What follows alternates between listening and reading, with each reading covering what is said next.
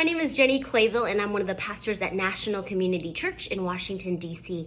And today's verse comes to us from James chapter 1, verse 17, and it says, "Every good and perfect gift is from above, coming down from the Father of the heavenly lights, who does not change like shifting shadows."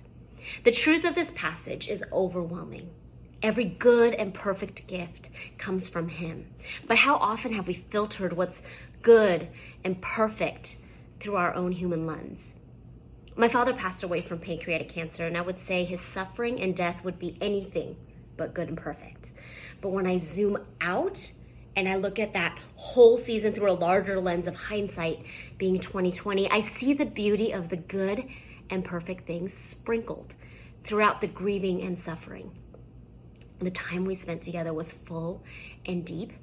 He told us stories about his childhood and gave us advice to remember for when we grew older. And best of all, we got to watch my dad pray to invite Jesus into his life, quite literally on his deathbed. All of that is good and perfect. In the constant change of our lives, our God is consistent. God is the creator from the beginning. And with the coming of Jesus, God is now recreating the world through his Son and the church.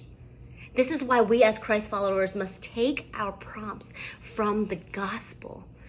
And I think my time here with you would be remiss if I didn't encourage you to read on past this verse, because the next section of this passage calls us to live a life of discernment through faithfulness to the gospel.